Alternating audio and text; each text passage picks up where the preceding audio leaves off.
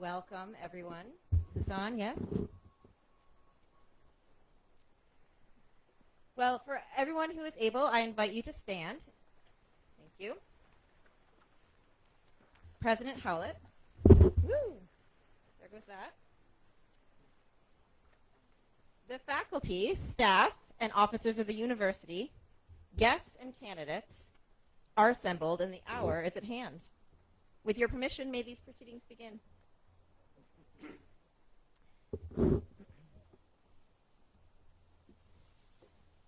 In the tradition of the Academy, and as President of the School for International Training, I, Sophia Howlett, officially convene this 59th annual commencement ceremony. The proceedings may begin. Thank you. Now, please be seated, everyone. And out of respect for our commencement ceremony and the graduates, please take a moment to make sure that your cell phones are now silenced. We are so glad that you've all joined us today. To introduce myself, I'm Dr. Laura Colquitt, and I'm the Assistant Provost for Academic Affairs and Teaching at SIT.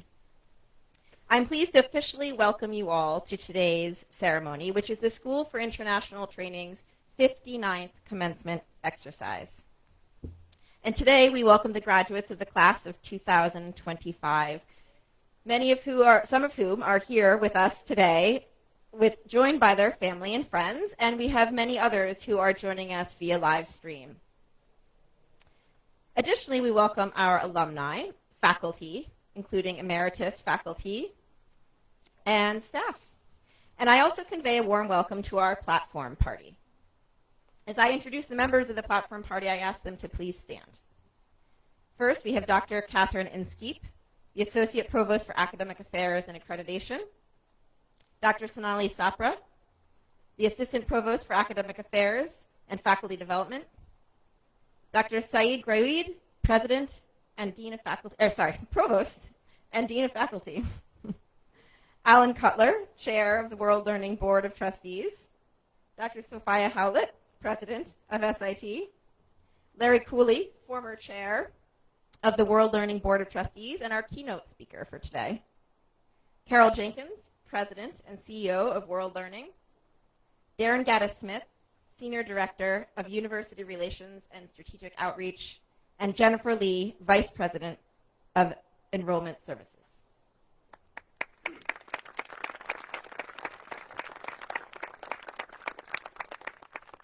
Thank you all for being here with us today as we honor and celebrate our graduates who have worked incredibly hard to get to this very moment. And finally, today we're also joined by students from our Welcome Corps on Campus program, which assists refugee college students from around the world. And over the past 9 months, these students have completed a program of academic and cultural orientation here on our campus aimed at supporting their transition to higher education in the United States. In the fall, they will all be attending colleges across the United States. I had the privilege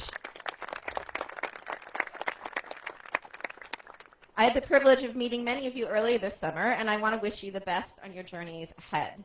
All of us at SIT and World Learning are very proud of your personal and academic achievements, and we want to take a moment to acknowledge your accomplishment as part of this ceremony today.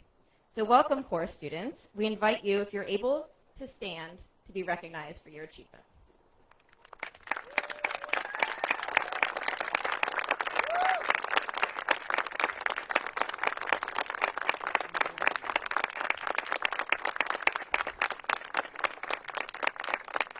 Thank you. You may now be seated. And I would like to invite President Howlett up to the podium.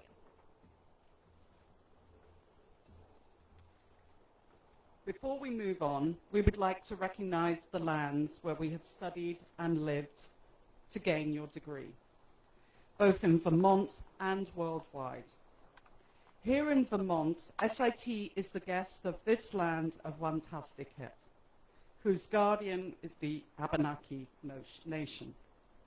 We thank the Abenaki for their safeguarding of this land and aim to share their passion for the history, spirituality, and ecology of the places and peoples of this globe. For those of you who are interested in learning more about the Abenaki tribe, we have added 2 QR codes to our program where you can find many educational resources and more information about the history and current work of the Abenaki people, who I will also say are still struggling for recognition in this country. I also encourage you to learn about the indigenous organizations wherever you are based, to explore what they are doing locally and consider the ways you might contribute or support to their efforts. This year, we also wish to invite 2 of our welcome course students, Moyayad Al-Jaouni and Rueda Adem, to offer a land acknowledgement on behalf of the refugee students who have been displaced from their land and have come to call this campus their temporary home. Moyayad and Rueda.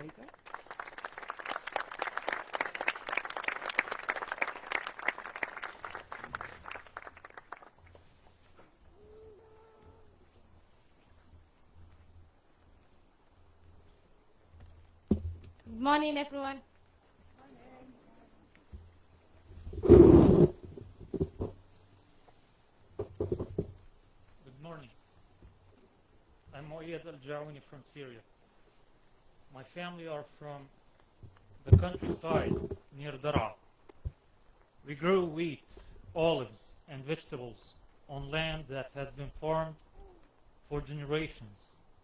Before the war, our connection to the soil and the seasons shaped our daily lives. When we fled Syria, we spent 12 years in Jordan before I joined the WCC program. I'm Rueda Khalif Adam from Somalia. My family comes from Mogadishu, where we had a home with a garden filled with mango and papaya tree. I grew up every morning eating fresh mangoes and papaya from our garden. Every evening we used to play and build a small sandcastles by the garden. My family and I left Somalia due to ongoing war and found safety, shelter, and education at the refugee camp in Kenya. I lived there for 15 years before I joined the WCC program. We are here in Vermont on the ancestral territory of the Abenaki people. The Abenaki have lived on and cared for these forests, rivers, and mountains for thousands of years. Abenaki communities remain active in Vermont today. We came to Brattleboro to welcome core and campus WCC program. The academic bridge program we have participated in at SIT has prepared us for undergraduate studies while we are learning to navigate life in the U.S. Over the last 7 months, We have studied here, pray here, work here, play here, and build community here. As refugees, we understand what it means to be displaced from land that shaped us. We also understand what it means to be welcomed by a new place and new people. We acknowledge the Abenaki people who have lived on this land and who continue to be part of this community. We are grateful for the opportunity to study here and for the community in Brattleboro that has supported us. Thank you to the land that sustained us and to the all people past and present who have made our education possible. Shukran, Mahaseni. Thank you. Asante sana. Thank you.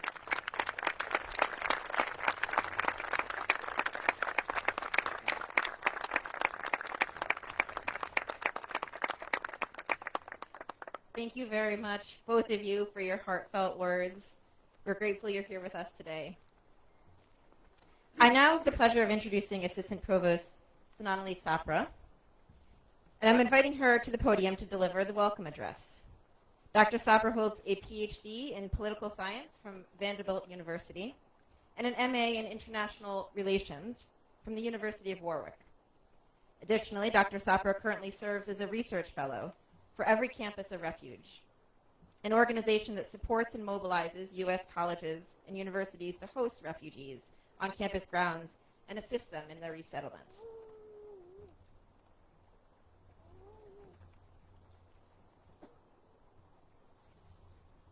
Thank you, Laura. Graduates, you spent quite a bit of time at SIT mastering complex ideas, solving difficult problems, and proving you can learn. Today marks not an ending, but a beginning, a moment to contemplate what to do with everything you've gained. I want to spend the next few minutes telling you about someone whose life offers a possible roadmap for that decision, someone whose ideas have personally shaped how I think about the responsibility that comes with education. His name is Dr. Bhimrao Ramji Ambedkar, and he was born in 1891 in India into India's untouchable or Dalit community, where he was denied even the right to drink from the same water source as other children at his school. But he fought his way to earn degrees from Columbia University, the London School of Economics, and became a brilliant lawyer and scholar. As a Dalit woman myself, I understand something of what it means to navigate systems that weren't designed for people like me. Yet this man, dismissed by society as unworthy of basic dignity, would eventually draft India's constitution, creating the legal foundation for the world's largest democracy. How does someone rewrite the rules of an entire society? B.R. Ambedkar distilled it into 3 principles: educate, agitate, organize. You've completed the first step, which is education. But Ambedkar understood something crucial. Education isn't a credential to display to just climb the career ladder. It's a responsibility to bear. Your diploma represents more than just personal achievement. It represents capacity, the ability to understand complex systems, to see patterns others miss, to articulate solutions to difficult problems. Ambedkar taught that the truly educated have a responsibility to keep learning and to share what they know with others. The second principle, agitate, means refusing to accept injustice as inevitable. Your education has given you something powerful, the ability to recognize when systems fail, when talent is wasted, and when potential goes unrealized. Ambedkar understood this deeply. In 1927, he led more than 2,000 people to a public water tank, not for a rally or celebration, but simply to argue for the right to drink water. The local legislative council had already passed a law allowing Dalits access to public water sources, but laws on paper meant nothing without people willing to enforce them.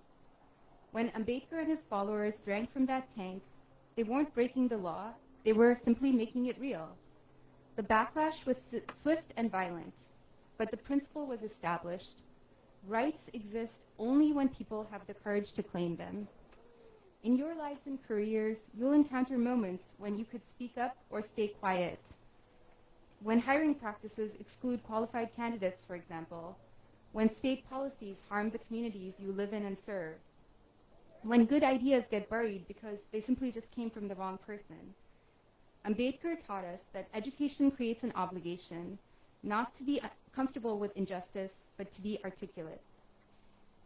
The third principle, and real change requires the third principle, and that is the principle of organizing.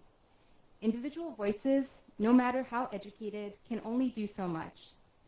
Ambedkar understood that lasting democratic change requires collective action. He organized political parties, founded educational institutions, and built movements that transformed society. Now, you don't need to start a national or global movement tomorrow, but you can join one. You can mentor someone who needs the opportunities you've had. You can vote and help others navigate systems that prevent them from voting. You can build teams at work that function more fairly, and you can volunteer your skills where they're needed most. To conclude, Ambedkar organized because he understood that democracy is not a spectator sport. It requires active participation by people who understand how society works and care enough to improve it. It's about everyday participation by informed, engaged citizens who work thoughtfully towards justice. He took a nation like India that had relegated him to the margins and created a constitutional framework where every citizen, regardless of birth, background, or belief, has equal dignity and rights. You've proven that you can master difficult material and solve complex problems. Now you get to decide what kind of society you want to help build, what kind of educated citizen you want to be. The world needs what you've learned here at SIT. More than that, it needs people who understand that education creates responsibility, to keep learning, to speak up for what's right, and to work with others towards the democracy we all deserve. You're leaving here connected to each other and to everyone who came before you in this tradition of using education for justice. Congratulations, class of 2025.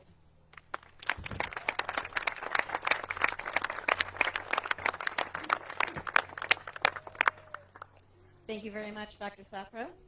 And next, our president, Dr. Sophia Howlett, will deliver her remarks to the graduates. Dr. Howlett holds a PhD in European Renaissance philosophy and literature from York University in the UK, and an MA in English literature from Cambridge University. And after a distinguished career in international higher education, she came to SIT and has now led us for 9 years. Please welcome President Sophia Howlett.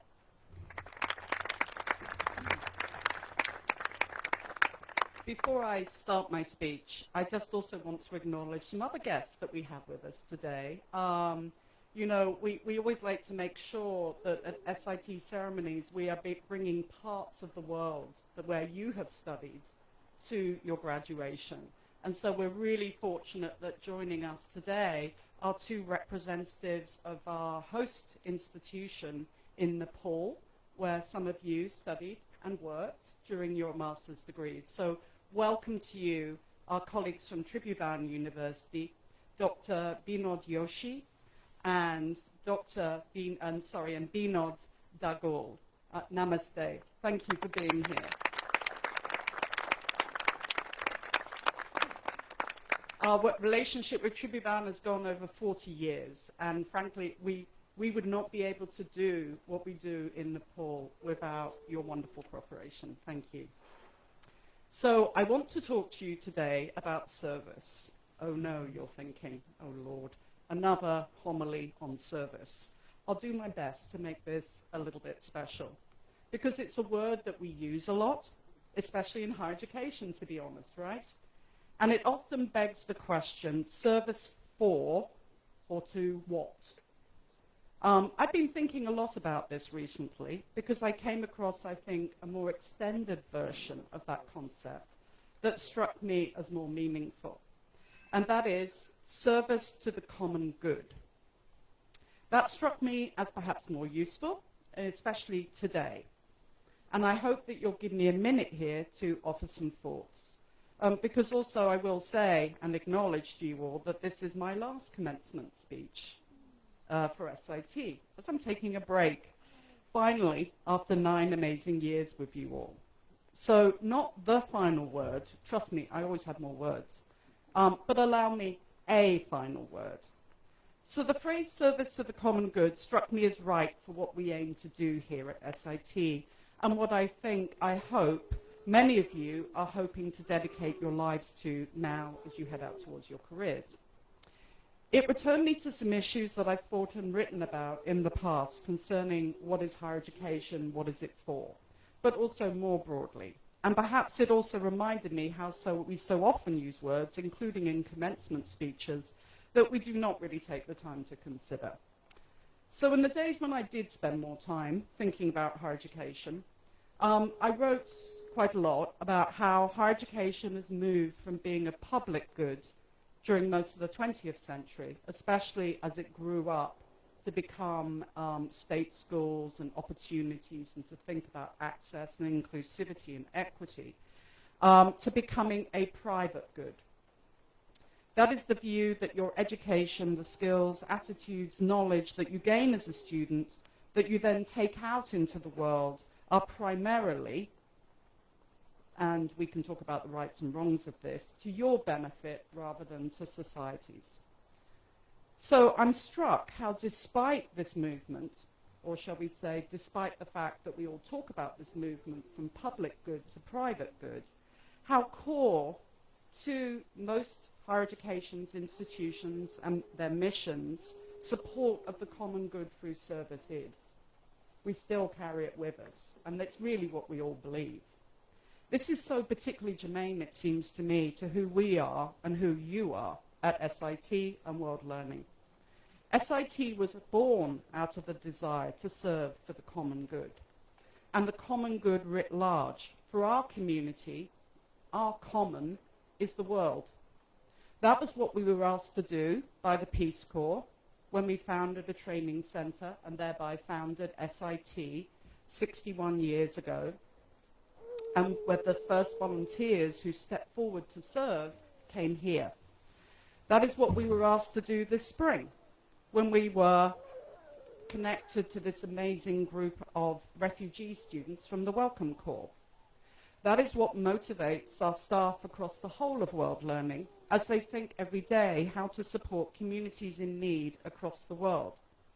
And I think I can speak for all the faculty and staff of SIT globally. That is what we believe, we hope we are doing when we invite you to join us and work with us in your graduate studies. And it doesn't stop there. Because implicit in all higher education is that in joining us, and if we've done our job right, let's hope we have, those values from which we are born, those that we try to live every day, are those that you will choose to live out in your lives and careers. That's what it's all about. So what then does service in the common good really mean for you? I want to suggest that it's 3 things. It's an affirmation. It's a stepping forward, and it's saying yes when a situation or a group or an individual asks for help. That's you saying yes when you're needed. But it's also a letting go. I would suggest to you that once you have stepped up, stepped forward, stepped in, that what you do next is not what you want, but what is needed, what is necessary. In many cases, your response, your affirmation, is all that is needed, and then it's up to the common good to use you. Some of you will look back at your lives, maybe even now, and you'll start to recognize that when you have stepped forward, your role has maybe, I'm going to put these in 3 categories. Your role may have been that of the broom. You have found yourself in situation after situation where in saying yes, you have had to be a catalyst for change. You realize that your job throughout your life is to be there to say yes when change is needed. And, you know, I've always thought of myself as the creative type. but I've had to recognize recently at the grand age of 60 that often I end up being the broom. And it's not something that I necessarily want to be, but it just is what is needed when I say yes. Some of you will look back and find that you've always been there, said yes to situations where there is opportunity to create, to build, to bring something new into the world. Once the broom is swept, the new wind can come through. And there are some of you who are there to hold the middle for the rest of us. I was reminded last night by our commencement speaker, Larry Cooley, that this is exactly the role of the peace builder. Their job is to say yes and then to stand between, to not pick sides. That is their value in that situation. In every case, the point here is what happens is not up to you. When you said yes to letting go and putting yourself to one side, putting your needs and desires at least temporarily aside in order to serve the organization, the mission, the situation, the people that you have said yes to, because now it is them first. And to my mind, isn't that what leadership is ultimately about? And if that may all sound a little sacrificial, now for the good news, which takes me to my third definition. Service to the common good is also an existential state. You can tell I'm a philosopher, by the way. It is being who you are. We can say all we want that our work with you has actively shaped your values and your way of seeing the world. And I hope that that is true to a large extent. But we also have to recognize that you would not have chosen to come on this journey with us if you had not recognized yourself in what we can offer you. You saw a home for who you are, your values, your hopes and dreams. You also saw the person that you wanted to be, the person you could be, the person you had the potential to be. Here on your graduation day, I hope we gave you that. I hope you found in us a home. I hope you found in us and your colleagues and friends yourself. I hope that what we have given you is to help you start being the best possible you that you can be. Now you're ready for the next step. And let me tell you, I know already that you will enter a life of service to the common good, whether you recognize it or not right now, or whether you recognize or not what you're really supposed to be doing in that regard when you step forward. Because that is who you are. You cannot be otherwise. You will say yes. You will step forward. You will put yourself on the back burner and recognize that in saying yes, you have to let go and to do what is needed and to do what is right. And you will eventually, as leaders, recognize that you are your institution and that your job is actually the common good of all. Thank you.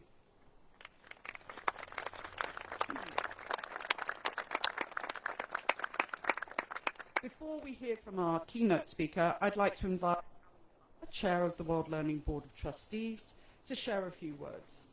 Over the course of his career as an investor, Alan has held senior positions in New York, London, Tokyo, Singapore, and Hong Kong, advising governments and companies on a wide array of capital raising and corporate finance transactions. He is also a member of the New York Angels, an investor consortium focused on startup enterprises in the New York area. Alan joined World Learning's Board of Trustees in 2011 and began serving as chair in 2023. We're glad to welcome him back to our commencement ceremony this year.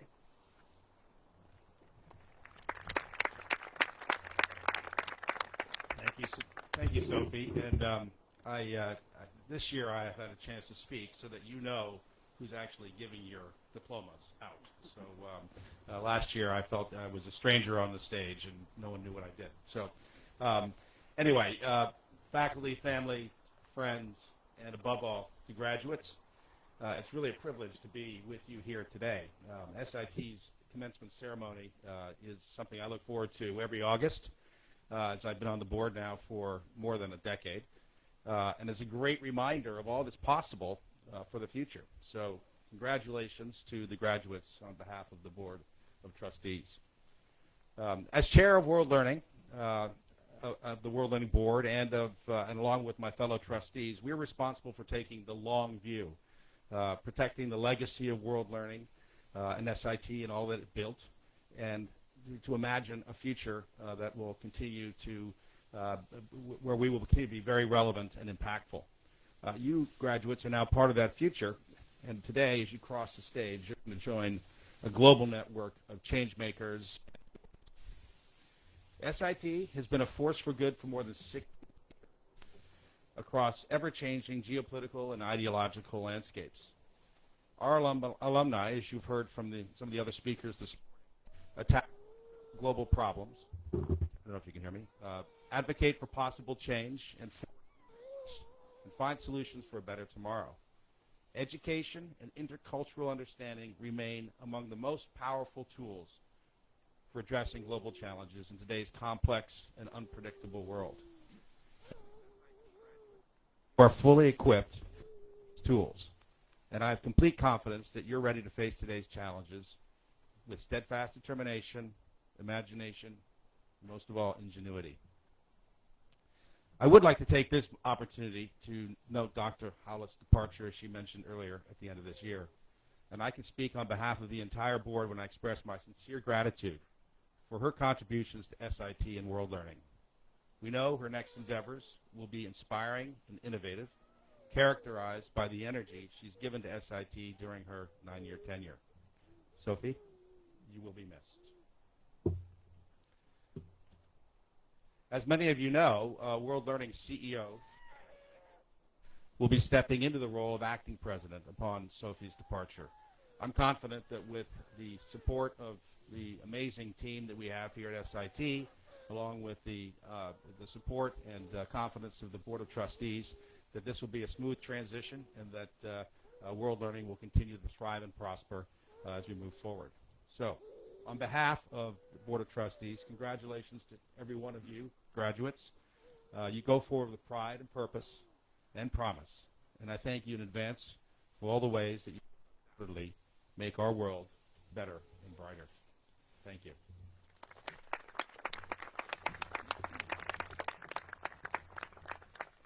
Thank you, Alan. It's now my pleasure to introduce this year's keynote speaker, Larry Cooley. Larry Cooley has more than 40 years of experience in the fields of strategic management, public sector reform, and international development. He founded and is now the President Emeritus of Management Systems International. He has served as project director or principal investigator for numerous domestic and international public management initiatives, as facilitator for 3 cabinet-level working groups in the United States, and as advisor to the leaders of more than a dozen governments and international agents. As you can tell, he's somebody who said yes a lot. He is an elected fellow and board member of the National Academy of Public Administration, a non-resident senior fellow in the Global Economy and Development Program at the Brookings Institution, and a trustee or advisory board member for a wide range of foundations, nonprofit organizations, and global initiatives, including World Learning. Larry has also worked for the United Nations Development Program, the World Bank, Practical Concepts Incorporated, and as a volunteer. He is a summa cum laude graduate of Colgate University and participated in the International Honors Program, so that also makes him an SIT alumnus. He holds advanced degrees in economics from Columbia University, public policy from Princeton University, and management from the Cranfield Institute of Technology in the United Kingdom. So please join me in welcoming Larry Cooley.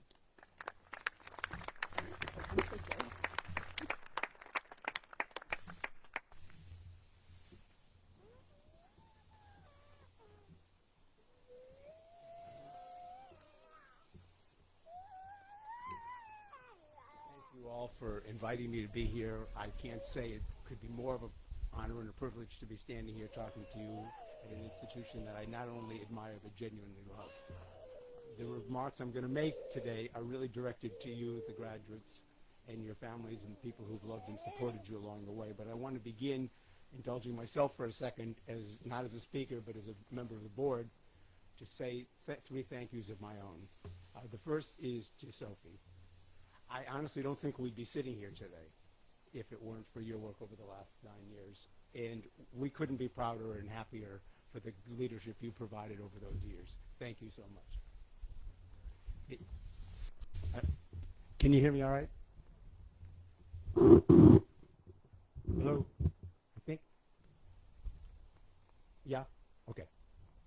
The second one is to the faculty. It's always a challenge, I know, to be a faculty member and bring the best you've got every day to the students that you're teaching. But the last years have been particularly challenging.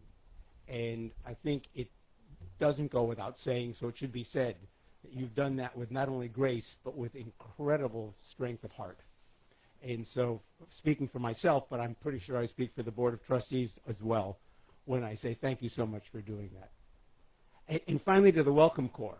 This is something that did not exist when I was chairing the board, and I'm so proud of World Learning for the fact that it reached out in the way it did, and I'm so grateful to you, the members of the Welcome Corps, because when you come here, you don't only do something for yourself, you do something for us, for all the rest of us.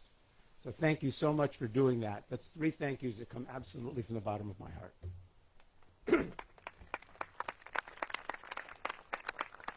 So now I'm going to do what they asked me to do, which is to try and direct a few remarks to all of you. And I want to begin with a kind of an admission. Let me kind of be candid with all of you. I don't really like commencement addresses. And what I know is that the half-life of the things that are said in them is usually 15 minutes if you're lucky. So I said yes to this for a very particular reason. You could kind of call it self-therapy. And the self-therapy was, I think these are really difficult times that we're going through right now, not just here in the United States, but around the world, and trying to find the positive angle through that. Not only something I hope you'll find very important for me myself, talking to myself about all of this. So I'm talking to all of you, but I'm talking to me at the same time. It probably said or somebody led you to believe that when you look down at your diploma, it says something like you're ready for the world. But nobody probably mentioned the fine print at the bottom that said the world cooperates. Well, the world is not exactly cooperating right now. The world is not exactly cooperating right now. And with that in mind, I've chosen as the theme for these remarks, the luck of the draw. Let me explain. My dad used to say that if you have a choice between luck or talent, pick luck. Personally, I agree. And it's because the largest determinants of almost anything that happened in your life are things you have little or no control over. Where you were born, the parents you were born to, what class you were born to, what era you were born into. Those all were things you had no say in whatsoever.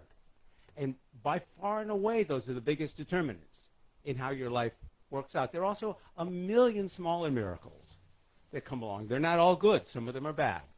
But they're things that, again, you did nothing to earn or to deserve. Those of you who are refugees know exactly what I'm talking about. This was not something you did. This was just something that happened on your watch. But it shapes the way your life plays out. Well, once again, this is not something you can take credit for or blame for. It just happened. And these are the big things that shape things. Speaking to one particular aspect, an author who I like very much, Tom Friedman, wrote a book called, what he said is, if you want a single metric for how fair the world is, ask yourself, a B student in Bethesda, Maryland, or a genius in Bangalore, India? Think about that for a second. If you turn the clock way back, there is no question you would have been better off as a B student in Bethesda. Look, today, I think you'd probably argue you'd be a whole lot better off as a genius in Bangalore. That is an important and significant metric of the world getting fairer and flatter. But think about it again. If he'd asked that question, he was asking it in 2005, but if he'd asked it, let's say, in 1947, when India became independent, would he have had a different answer? And importantly, if you're asking it today, would he have a different answer? I would argue, yes, he would. As it turned out, myself and many members of my generation were born with a lucky hand. I don't think we knew it at the time. In my own case, I was born to an upper middle class family here in the United States in 1948.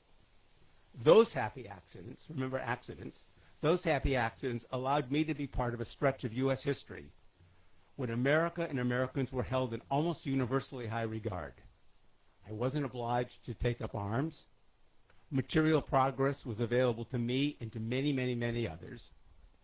And the arc of our history seemed to bend inexorably toward inclusion and fairness. It looked like it couldn't go any other direction. I was also benefited by a host of other lesser miracles, including one when, in my junior year, I was chosen for that program you heard about. It took me to 9 countries with students from 24 other universities, a program that absolutely fell into my lap and that changed my life forever. More on that in a minute. I believe you can measure the worth of any person, or for that matter, any generation, by the difference between what was handed to it and what it handed on to the people who came after. Few in my generation realized that we had drawn lucky hands. It's a little bit like that joke they used to tell about George W. Bush, who was born on third base and thought he had hit a triple, to use a baseball analogy. Well, as my generation comes to the end of our turn at bat, I can't help but worrying about the world we're handing on to those of you who are coming afterwards. If you'd asked me that same question a decade or so ago, I would have held my chest up high and spoken with pride. I can't say I feel the same way today. For that, I think we owe you an apology and our best efforts to make it right. At this very moment, collapses in institutions, norms, human values like compassion, empathy, and idealism seem to be coming at us at lightning speed from multiple directions. As someone who spent his entire career working in international development, some of these recent events are, for me, particularly personal. I've watched things that I and others spent 60 years to build, toppling like trees in a fresh-cut forest.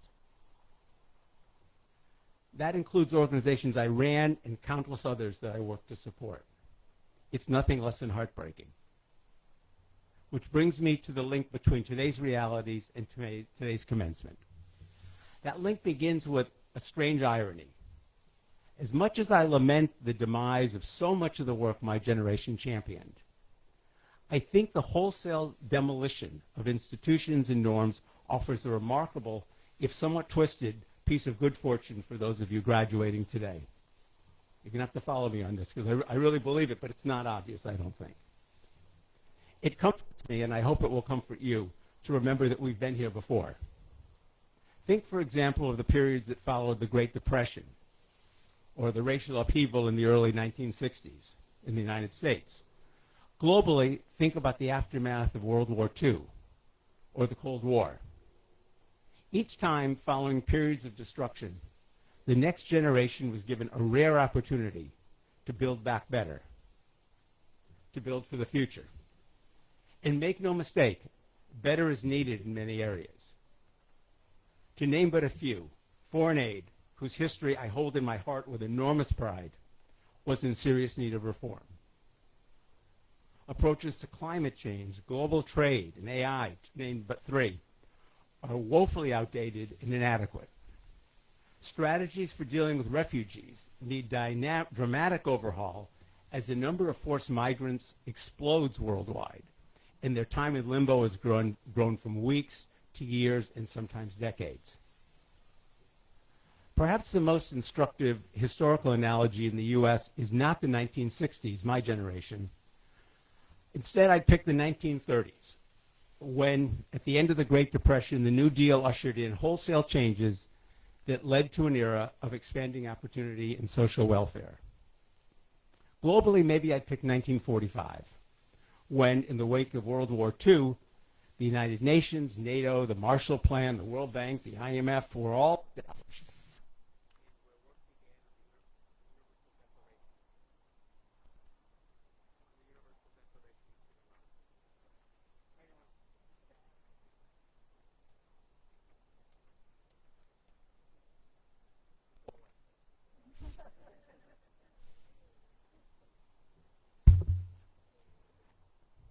and where work began on the Universal Declaration of Human Rights. The present moment, I personally think, is another one of those times. At this time, it's your generation that has the opportunity, perhaps the obligation, to build the future. I'm deeply sorry, really genuinely deeply sorry for dropping this in your lap and for the pace at which this change is coming at you. I know that must create enormous anxiety, but I say this truthfully, I envy you the task. I'm not suggesting that there's anything at all inevitable about social progress, or that only that major upheavals open the window wider than it usually is. The rebuilding that's going to be needed is not only at the highest levels, things like the United Nations and the World Bank. Rebuilding is also required at the community and the interpersonal levels, where we need to overcome today's intense polarization and find new ways to listen to each other, to celebrate our common humanity, and to work collaboratively. Like individuals graduating from a range of other elite universities this season, you graduate having learned a lot about institutions, policies, and programs. But SIT and its experiential, inclusive, comparative approach to education equips you to do one thing better than any other educational institution I know. And it's something needed more now than ever: the ability to see things from perspectives other than your own. Radical empathy is your superpower. And that, I believe, is what it will be needed to fashion solutions that rise above the current polarization. In this, you benefit from methods and values baked into SIT's DNA. It's not an accident that SIT, then the Experiment for International Living, began in 1932, in the aftermath of the Depression and response to the storm clouds gathering in Europe. The founders understood then what you understand now. It's hard to demonize and deny the humanity of people you really know. Let me use my own SIT experience as an example. In 1968, I was a rising junior without a passport.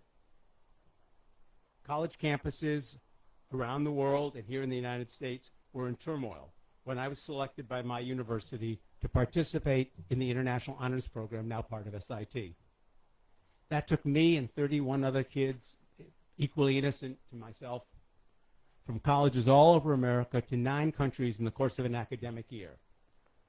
We lived and studied in Japan, Hong Kong, India, Israel, Turkey, Yugoslavia, Russia, Sweden, and France. It was an unbelievable year. In each country, we lived with families and attended local universities, studying comparative pathways to modernization with those countries' leading scholars and thinkers. The world around us changed that year, but we changed even more, I'm almost sure. It's unknowable what my life would have looked like absent that small miracle. But I know for certain that it left me personally and professionally better prepared to play my part in the change going on around me and in the years then and in the years that followed. Your training is very similar to mine, but the job market you're entering is suddenly quite different from the one most of you expected. For some of you, that job that you trained for may not even exist anymore. Fortunately, the story doesn't end there. I can tell you with confidence, and I do this not just to be an optimistic commencement speaker, I'm going to try to make the case, that even as the destruction continues, the process of rebuilding has already begun. And new opportunities are beginning to emerge in response to new realities.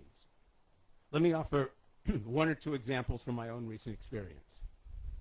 For the last 11 years, I've chaired a global community of practice focused on bringing successful development, humanitarian, and climate interventions to scale, to try to take things that are working for some number of people and make them available to large numbers of people. The community of practice that I chair has now got 5,000 members from 77 countries, some 400 organizations, all focused on this issue: scholars, practitioners, host country government officials. Since January, our phones have been ringing off the hook with calls from host government officials, foundation executives, social entrepreneurs, and official donors wondering how to proceed following the unexpected collapse of official aid from the U.S. and others. I can't overstate the level of anxiety that usually accompanies these calls, but neither can I overstate the receptivity, pardon me, the receptivity of those actors to solutions and changes, I mean real changes, they would never have considered absent the challenge. One more example. I spent the last several weeks coaching the 5 finalists for a competition run by the MacArthur Foundation called 100 and Change. 100 and Change gives a single $100 million grant to anyone from anywhere who has a plan for making the world better in any way. They get about 1,000 applications. It's eventually cut down by a judging process to 5, and I get the privilege of working with those 5 for 3 months before an award is made. So this year's finalists were extraordinary, as you might expect from that kind of competitive process. Here's what they are proposing to do. One is a massive national global program to reduce disinformation, combat disinformation. A second is a program to try and finally end the scourge of sickle cell disease in Africa. A third is a system for trying to help people prepare for and anticipate new pandemic outbreaks. A fourth one is foundational learning for kids who would otherwise fall between the cracks. And the fifth is investigative journalism to fight organized crime and corruption. I can promise you these are extraordinary, extraordinary programs, but each of these things was planned before the collapse in foreign aid. So their proposals were in. They were chosen, and then all of a sudden, in the middle of the whole process, this happens. So my job working with them over the last weeks was to try not only to figure out how to make their scaling plans as strong as they could be, but how to pivot in response to an enormous change in what they had been expecting to be the case. And what I'm here to tell you is that 5 out of 5 found ways to do that. So I think, I didn't look at the other 995 proposals, but I can almost guarantee you a large number of them are simultaneously finding solutions for how to make these pivots. Well, you're right in the middle of that process. You couldn't possibly be timed, sounds funny, timed better than you're timed in terms of meeting that need right now. Don't get me wrong, transitions are never easy, and the precipitous decline in U.S. engagement in the world will leave a tragic legacy in lives lost, trust degraded, and careers upended. But it's also a clarion call and an open invitation for creativity, innovation, and change.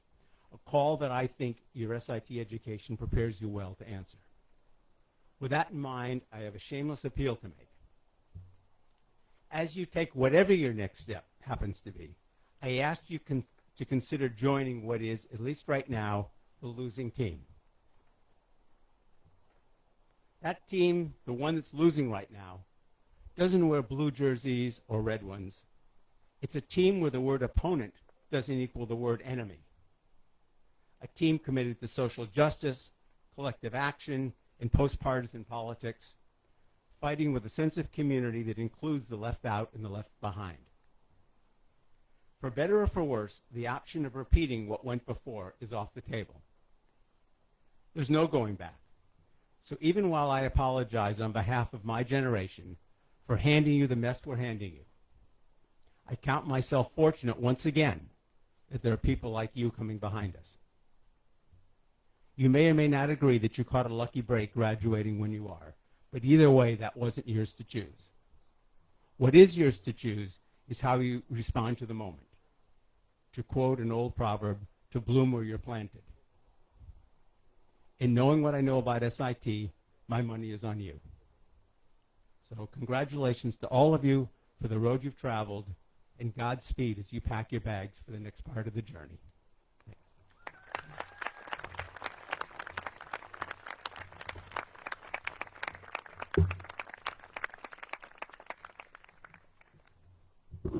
Thank you, Larry, for that beautiful speech.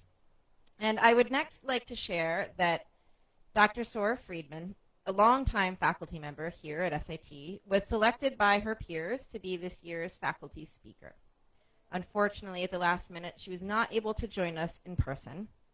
And we're sad not to have her here with us today, not only because of missing her speech, but also because we were going to be honoring her today. She recently retired from SIT, and she'll still be with us in other ways, so she's not really leaving. But we did want to take a moment to welcome her, to acknowledge and her commitment to SIT and all that she has done, the indelible mark that she has left on the Graduate Institute. I know that, Sora, you are watching via live stream right now, so I want to say hello, and we wish you were here with us in person. But I am pleased to announce that today we are adding to the ranks of our wonderful Emeriti faculty as we confer the rank of Professor Emerita to Dr. Sora Friedman.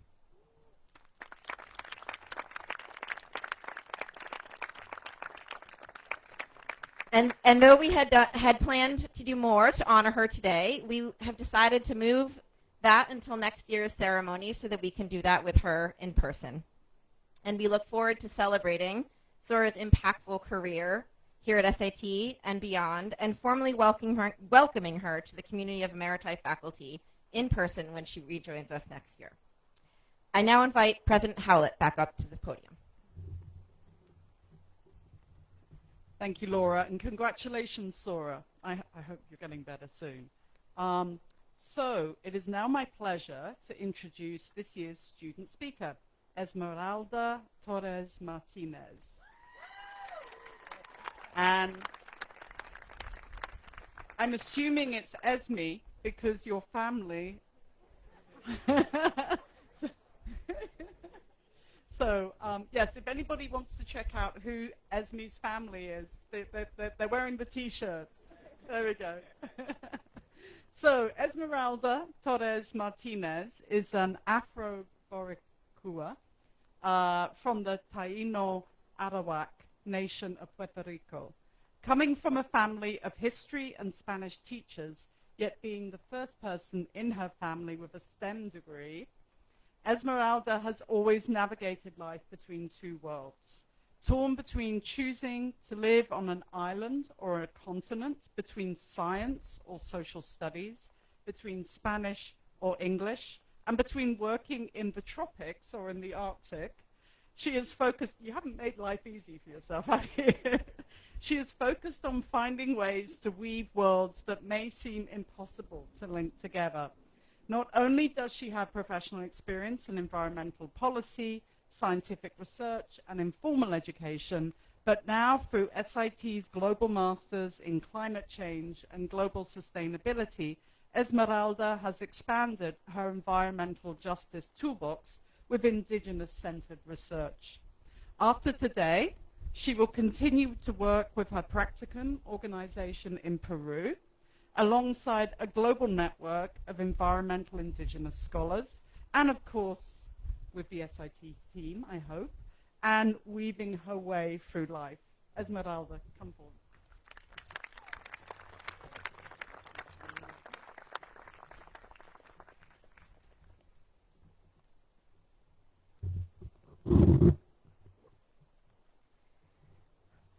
Taigway, Astubuhin Gemma, Ajim Punchay, Buenos Dias, good morning everyone. I feel extremely privileged to be here with all of you today, celebrating the end of a chapter and the beginning of another. Although we roam this universe as individuals, we are always supported by those who love us. Family, chosen family, friends, faculty, colleagues, and communities do show up for us in their own ways and capacities, sometimes when we least expect it. That is why it was extremely difficult for me to lose my grandmother during the first semester of SIT, while being alone in a foreign country. She was one of the many women in my life who I sat down with to crochet and knit for hours on end, with birds and coqui frogs and crickets singing in the background. Abuela Esther, as we called her. taught me that even if I do not know you personally, the fact that we shared a moment in time and space means that our lives share a string that we both weave in each of our lives as part of our journey in this galactic spaceship we call Earth. So, the strings we are weaving in our life today, in our SIT journey, we juggled packed schedules that seem impossible to complete. We stepped out of our comfort zone, and by exposing ourselves to different languages, spiritualities, and cultures, we traveled to experience joy, yes, but we also traveled to explore ways to support communities that are open to our authenticity. Many of us face visible and invisible challenge that we never thought we would overcome. Not only that, but we also made mistakes in a new language. We learned about our privileges, directly saw how systemic issues like climate change heavily impact vulnerable communities, and we very likely experienced a messy ball yarn of emotions with the current state of oppressed territories, such as my home and many more. Our SIT journey was also full of surprises. New friends, new networks, new ways of looking and solving problems based on our different worldviews. I don't know about you, but I was mesmerized by how I could sit down with people from another country, barely speak their language, and somehow, as the time passed, laughter would erupt between us. However, there were also not so great surprises. Tell you what, my research translator in Peru told me that an unknown man behind my back called me a curly-haired intruder. I was devastated. Many of us try our hardest not to become actual intruders that cause harm to the communities we travel to. We want to be different, so how could this be? The translator followed up with the response from the woman of the weaving collective I was working with. Everything is fine. She's not an intruder. She also weaves like us. I held back tears. Although we cannot control how we are perceived as foreigners, we can only ensure to bring out our authentic selves. We are entangled with the people we meet and work with, so they also decide how they will weave the strings we share with them. And we need to trust that our relationship will work out even if we make mistakes. And speaking of mistakes, when a weaver or a crocheter, or any yarn worker for that matter, realizes they made a mistake, a couple of rows back in their work, they are faced with two options. Not make a big deal out of it and carry on, or strip the yarn and to undo hours and hours of work and start over. I think we face a similar dichotomy in life because growth is not linear. Some decisions are no-brainers, easy to make. Others are hard decisions that need pondering over, time and backtracking. After our period of growth at SIT, I hope that when we are confronted with similar dilemmas, our education, resilience, and listening ability guide our compass to what is best for the collective, and that includes you. May your education serve as a needle that threads the strings of resistance and liberation without forgetting the patterns of love, empathy, and solidarity. What you decide to weave now for the rest of your life is completely up to you, but know that in the end, we, alongside our ancestors, have all been weaving a massive collective blanket to take care of our future grandchildren, who will roam, laugh, and cry in this universe as we did too. Thank you.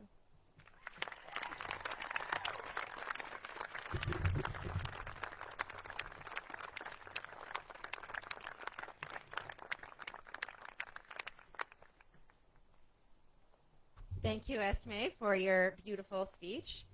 And it is a hot one here today, and I think those of you who have chosen to move over to the shade have made an excellent decision. But some of us, including the graduates, don't have that option, and so I think it's time to move on. Are you all ready? Yeah? Okay. Well, the time has come, and we will now be conferring our degrees to our graduate students. At this time, will the candidates for the degree of Master of Arts please rise or raise your hand as you're willing or able either here in person or online.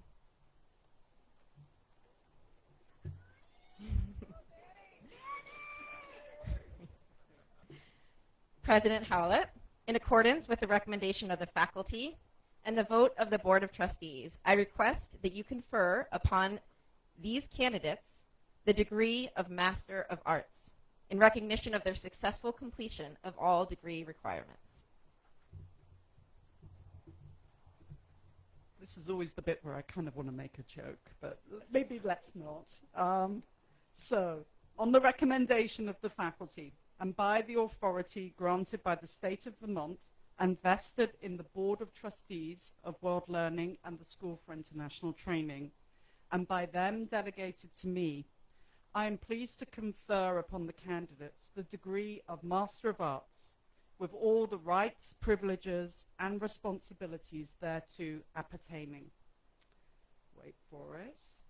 Graduates, please indicate your new status by transferring your mortarboard tassel from right to left.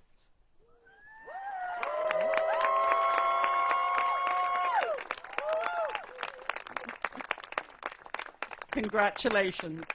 We welcome you to the company of scholars. Graduates, as you come forward, our staff will assist you. As you walk across the stage, you will have your name read by Professors Ali DeGang, Bruce Dayton, Melissa Watley, Leslie Turpin, Leslie, and Joseph Lanning. While Associate Vice President of Enrollment Services, Jennifer Lee, actually I should say Vice President of Enrollment Services, Jennifer Lee, places your master's hood upon you, and Assistant Provost Colcott assists me in presenting you with your diploma cover and congratulating you. After leaving the stage, please return to your seats and remain seated for the remainder of the ceremony. I now invite the faculty readers to join us at the right of the stage.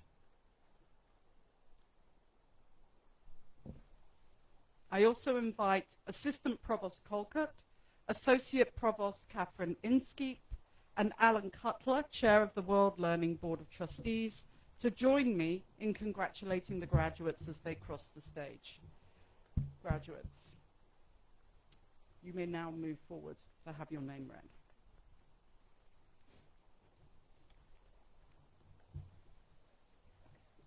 Masters of Arts in Climate Change and Global Sustainability, Caleb Todd McCall.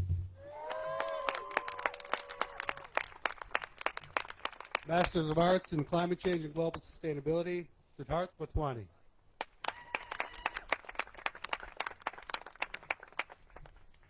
Masters of Arts in Climate Change and Global Sustainability, Megan Emma Harrison Parker.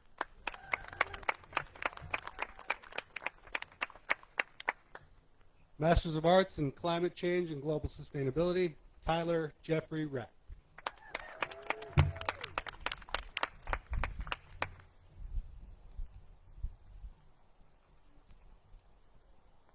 Masters of Arts in Climate Change and Global Sustainability, Meredith Ann Shahid.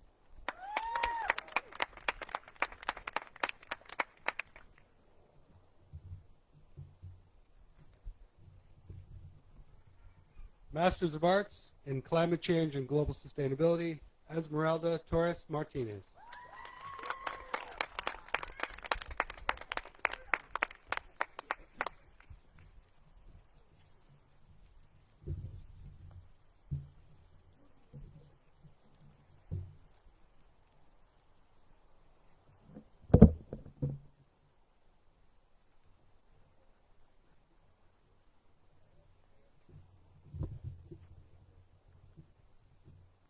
Masters of Arts in Diplomacy and International Relations, Hope Gengere.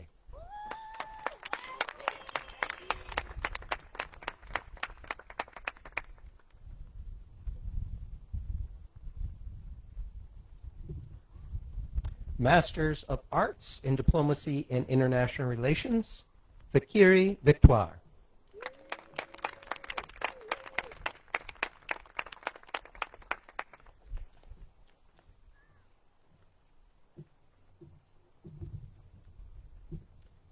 Masters of Arts in Diplomacy and International Relations, Grace Willis.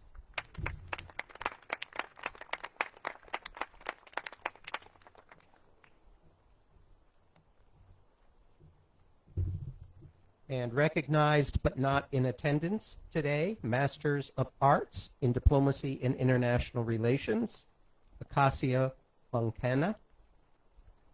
Masters of Arts in Diplomacy and International Relations, Alexia Butler. Masters of Arts in Diplomacy and International Relations, Hayford Okiri, Jr.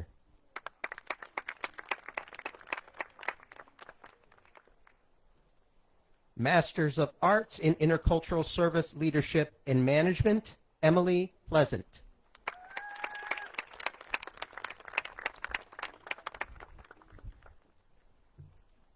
Masters of Arts in Intercultural Service Leadership and Management, Vashti Christine Blacker.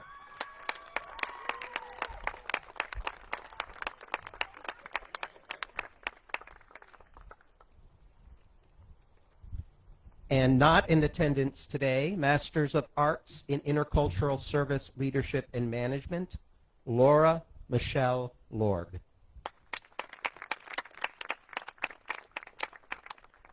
also like to recognize who's not here today, Master of Arts in Humanitarian Assistance and Crisis Management, Faith Gabrielle Hartley, Claudia Coppert, and Sofia Nicolella. Master of Arts in International Education, Rachel Damaris.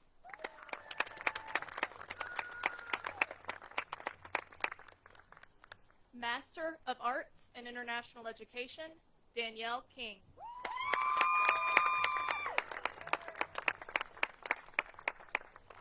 Master of Arts in International Education, Austin Smith.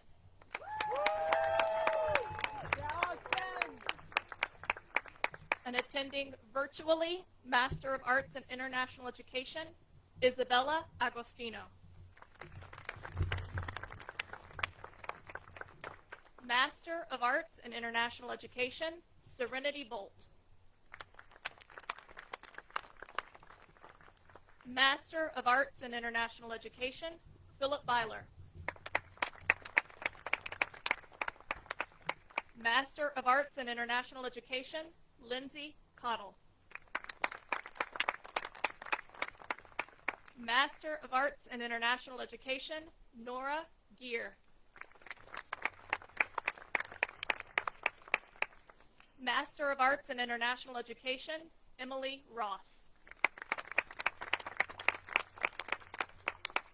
Master of Arts in International Education, Robert Schulenberg. Master of Arts in International Education, Ian Solinder.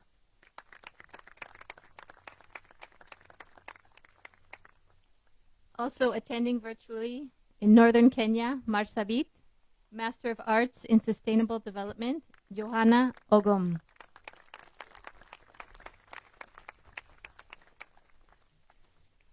For the Masters of Arts in Sustainable Development Practice, Emily Harriet.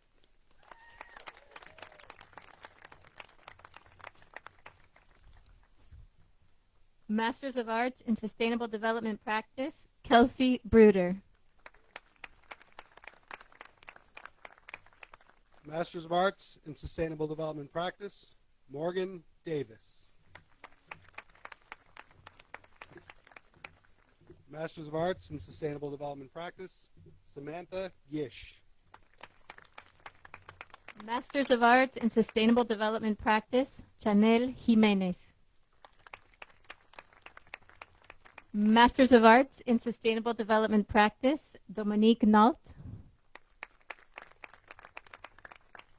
And last but not least, Master of Arts in Sustainable Development Practice, Willow Post.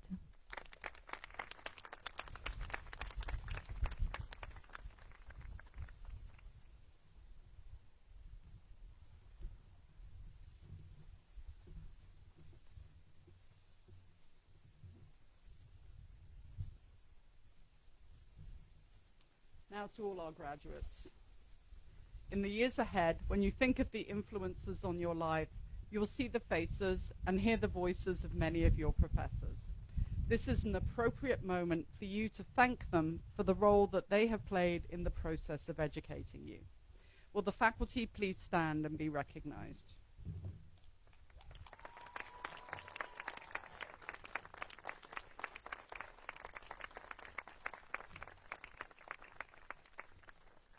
In addition, today would not be possible without the support and encouragement of your family and friends. It is your parents, partners, and children, your friends, both those inside the Graduate Institute and outside, including SIT's dedicated staff, many of them are here today, who have been there to support you in your quest for education. I ask the parents, partners, children, relatives, friends, and staff members who have encouraged and helped these graduates to please stand, if you are able, and be recognized.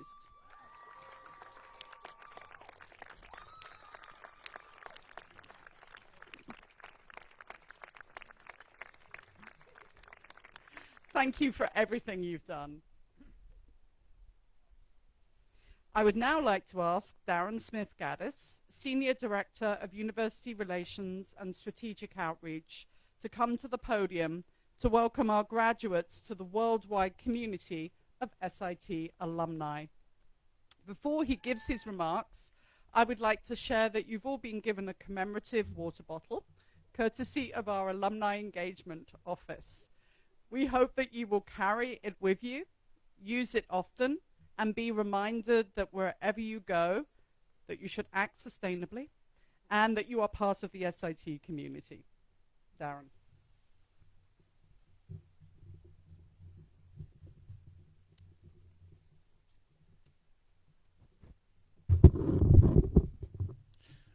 I do believe I am all that what is holding you from shade or beverage, so I will be brief. But I do want to say congratulations. Congratulations, graduates. It's truly my pleasure to now officially welcome you to the SIT and World Learning alumni family. Yeah, absolutely. This alumni community, our alumni community, is a vibrant and growing network of more than 125,000 changemakers from all parts of the globe. When I meet someone on a plane, or at a conference, or at a community event, and they are doing something good in the world, more often than not, they are an SIT or World Learning alum. We are everywhere. You will find your fellow SIT alumni engaged in amazing work across the full spectrum of social impact fields, and we eagerly, desperately look forward to hearing where your SIT degree takes you. And we know, whatever you choose to do with it, that it will take you far. SIT students, alumni, faculty, staff share a bond born out of choosing to educate ourselves about our world's most pressing issues, not just from textbooks, but by engaging directly with those whose lives and livelihoods are impacted by and shaping the responses to those issues. In so doing, we have hopefully learned how to learn from those that are different from ourselves. My hope for you as alumni is that your learning will never stop. If your future learning goals ever include continuing your education, perhaps a doctorate, please know that in addition to our EDD in global education, we have PhD programs in international relations and sustainability, and we encourage you to continue your formal education. Today, however, is about celebrating all the hard work and contributions you have already made while earning your degree. I'm here to remind you that the Office of Alumni Engagement looks forward to celebrating all your future successes and accomplishments as well. We hope you will continue to stay engaged with the SIT community in the years to come. From what I have learned about our community, I think that is no problem and a guarantee and a promise. Please join us for alumni gatherings in your local community and keep an eye out for virtual events too. I encourage you to maintain the connections you have made during your educational journey, and please stay in touch. It is easy to find us, alumni@sit.edu. I will leave you with one parting thought, and that is that one of the most important ways you as alumni can give back to SIT is to help more emerging changemakers find their way to us. Congratulations again. We are excited to see all the ways that you will continue to make our world more sustainable, peaceful, and just. Thank you.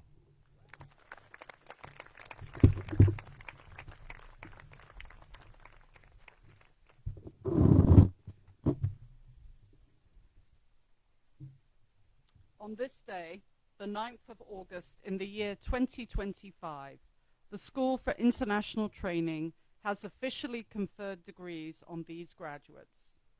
Graduates go forward with courage and grace, carrying with you the traditions, strengths, and vision of this institution.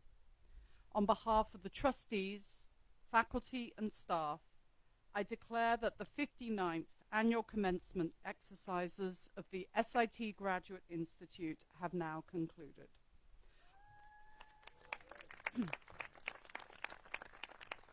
Our warm congratulations to all the graduates and their families. A few housekeeping notes before we conclude. Graduates, please pick up your diplomas in room 220 of the Lowy International Center. Students should return SIT regalia to Roach 109. Students may keep their black gowns, hoods, and caps. Faculty and platform party members, please return your regalia to Roach 108 and Boyce 101 respectively. And to everyone, please now join us as our guests for a reception in the Lowy International Center. And now, as the band leads our recessional from this place, we ask the audience to please remain in your places until the academic procession, first the platform party, then the faculty, and finally graduates have recessed. Thank you.